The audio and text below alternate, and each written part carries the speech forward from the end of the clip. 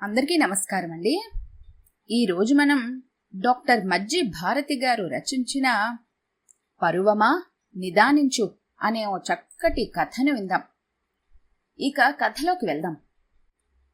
మేఘాల మధ్య పయనిస్తున్న సుధేష్ట చేతిలో పెళ్లి కార్డు నలుగుతోంది. మై గాడ్, ఆ రోజు అంకుల్ రాకపోయుంటే ఇందులో పెళ్లి కూతురుగా తన పేరుండేది. Thank God. అసలు 17 ఏళ్ల వయసులో ఏం తెలుసని ఆలోచిస్తే నవ్వొస్తోంది. అప్పుడు ఎంత మూర్ఖంగా ప్రవర్తించామా అని. ఆ వయసులోనే ప్రేమ, ఒకరిని విడిచి ఒకరు ఉండలేమన్న భ్రమ, పెద్దల్ని ఎదిరించైనా పెళ్లి చేసుకోవాలన్న అవివేకం, పెళ్లి చేసుకుని ఇంటికి తిరిగొస్తే వాళ్లే ఒప్పుకుంటారన్న విశ్వాసం. ఎంత తెలివి తక్కువతనం! అసలు సిద్ధార్థలో తానేమి చూసిందప్పుడు? అందమా, చదువా, ఆస్తా? పెద్ద అందగాడు కాదు. చదువులో తనకన్నా తెలివైనవాడైతే కాదు. ఆస్తా? అప్పటికీ అటువంటి విషయాలను ఆలోచించుకునేంత తెలివితేటలు కూడా లేవు. మరెందుకు ప్రేమించానని అనుకుంది? తనని తానే ప్రశ్నించుకుంటే దానికిప్పుడు సమాధానం లేదు. వయసుతో వచ్చిన ఆకర్షణే ఉంటుంది. అది వ్యామోహంగా మారుంటుంది. లేకపోతే మరేమిటి? సిద్ధు పేరు వినగానే తనలో ఏవో పులకింతలు. సిద్ధు వేళ్లకొసలు తగలగానే మనసులో ప్రణయ రాగాలు. అవే జీవితానికి అర్థం పరమార్థం అనిపించేది. సిద్ధుని క్షణం వదిలి ఉండలేను అనిపించేది. సిద్ధుని తప్ప పక్కన ఎవరినీ ఊహించుకోలేకపోయేది. మరిప్పుడు 7 ఏళ్ల గతానికి వెళ్తే అంత ఫూలిష్గా ప్రవర్తించింది తానేనా అనిపిస్తుంది ఇప్పుడు. ఆ రోజు అంకుల్ రాకపోయుంటే మై గాడ్, ఈసరికి పెళ్ళైపోయి పిల్లల్ని కూడా కనుండేదేమో. ఊహించుకోవడానికి భయంగా ఉంది. హైదరాబాద్ పారిపోయి పెళ్లి చేసుకుందామని ట్రైన్ ఎక్కిన తమ పక్కన సిద్ధు వాళ్ల నాన్నగారు. గుండాగినంత పనైంది తామిద్దరికీ. వాళ్ల అబ్బాయిని లేపుకెళ్ళిపోతున్నానని ఎన్ని మాటలంటారో. తన కుటుంబం పరువు తీస్తారేమో. ఇప్పుడు ఇంటికి తిరిగెళ్లి అమ్మానాన్నలకు ముఖాన్ని ఎలా చూపించాలో అనుకుంటూ ఎంతో టెన్షన్ పడింది.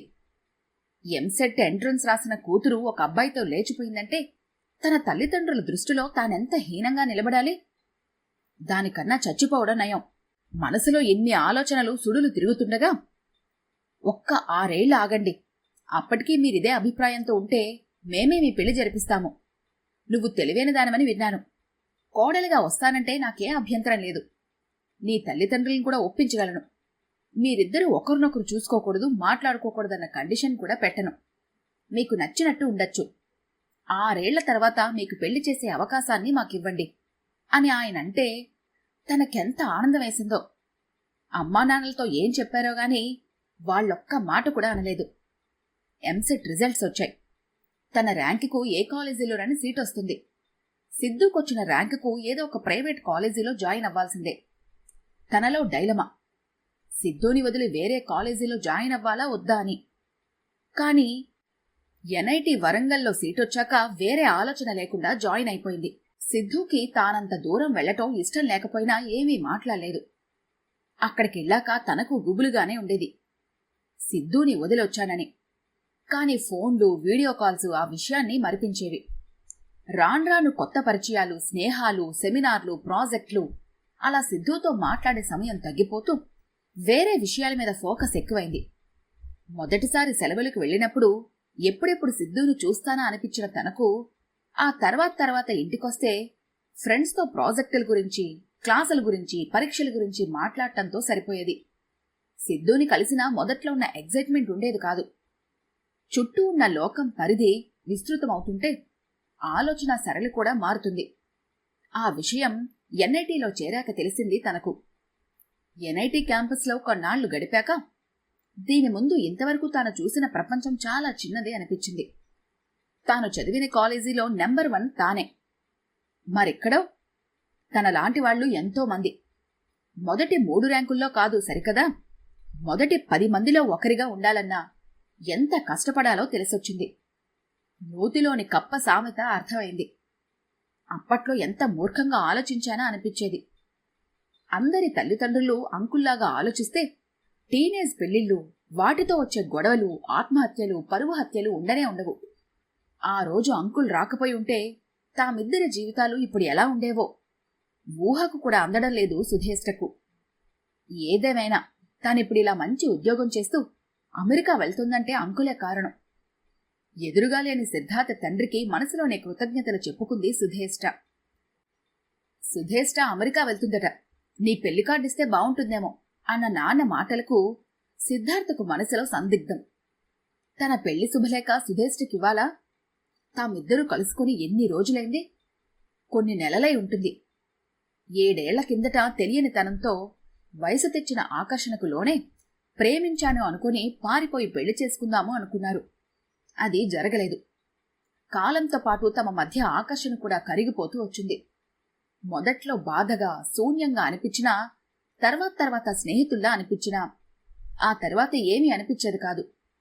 కలిసినప్పుడు ఏం మాట్లాడాలో కూడా తెలిసేది కాదు. హాయ్, ఎప్పుడొచ్చావు, ఎలా ఉన్నావు తప్ప వేరే మాటలు కూడా ఉండేవి కాదు. ఒకప్పుడు తామిద్దరూ ప్రేమించుకున్నామన్న విషయాన్ని కూడా మర్చిపోయారు. ఇప్పుడు ఈ శుభలేఖ ఇవ్వటం అంత అవసరమా అన్నట్టుగా చూస్తే అవునన్నట్టుగా చూసిన నాన్న చూపులతో ఎయిర్పోర్ట్కు వెళ్లాడు సిద్ధార్థ. ఓ, అప్పుడే పెళ్ళా? ఎనీవే కంగ్రాచులేషన్స్ అని చెప్పిందే గాని ఆమె గొంతులో ఏ రకమైన డిసప్పాయింట్మెంటు లేదు. ఉంటుందని తాను మాత్రం ఎక్స్పెక్ట్ చేశాడా? లేదు. సుధీ, ఎన్ఐటికి వెళ్లిన సంవత్సరం తర్వాత అనిపించింది తామిద్దరూ సంవత్సరం కిందటిలా లేమని. ఒకరిని విడిచి ఒకరు ఉండలేకపోవటం, ఎప్పుడెప్పుడు చూస్తామా అని ఎదురు చూడటం, కలిసాక చుట్టూ ఏం జరుగుతుందో కూడా పట్టించుకోకపోవటం. ఇంటర్ చదువుతున్నప్పుడు ఆ స్థితిలోనే ఉండేవారు. పెద్దవాళ్లు ఒప్పుకోరని పారిపోయి పెళ్లి చేసుకుందాం అనుకున్నారు. నాన్న రాకపోయింటే అంత పని జరిగేదే.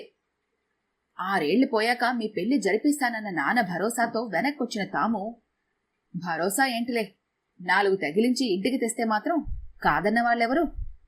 ర్యాంకులను బట్టి వేర్వేరు కాలేజీల్లో జాయిన్ అవ్వాల్సి వస్తే మొదట్లో ఎంత బాధపడ్డారో. తర్వాత సుధేష్ట ఎన్ఐటీలో చేరాక తమ ఇద్దరి మధ్య దూరం పెరిగిందని ఎంత తల్లడిల్లిపోయారో. 4 ఏళ్లే కదా, కష్టపడి ఎలాగోలా గడుపుదామని ఒకరినొకరు ఎంత ఓదార్చుకున్నారో. మొదట్లో ప్రతిరోజు వీడియో కాల్స్ కోసం ఎదురుచూపులు, స్వీట్ నథింగ్స్ పంచుకోవటం, అదే ప్రపంచం. ఆ తర్వాత నెమ్మదిగా సుధీ తనకు దూరం అవుతున్నట్టుగా అనిపించేది. మొదట్లో ప్రతిరోజు ఫోన్ చేయమనే సుధీ తర్వాత బిజీగా ఉన్నాను, రేపు మాట్లాడదాం ప్లీజ్ అనేది.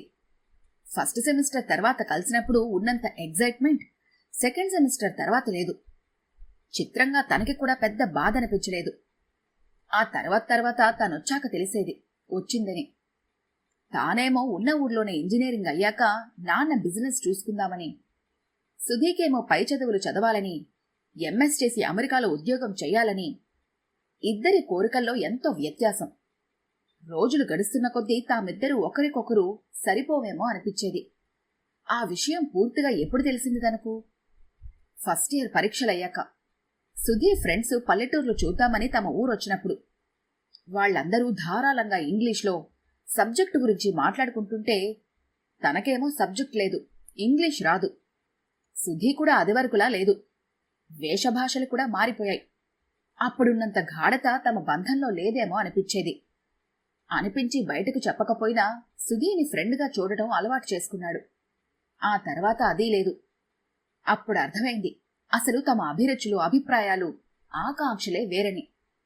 ఇంటి నుండి పారిపోతున్న తామిద్దరినీ తిట్టకుండా చదువుకున్నాక నిర్ణయం మీదే అని నాన్న చెప్పబట్టి కాని, బుద్ధుందా ఈ వయసులో ప్రేమలు పెళ్లిళ్ళా అని తిట్టుంటే ఖచ్చితంగా రెబల్స్లా తయారయ్యేవాళ్లు.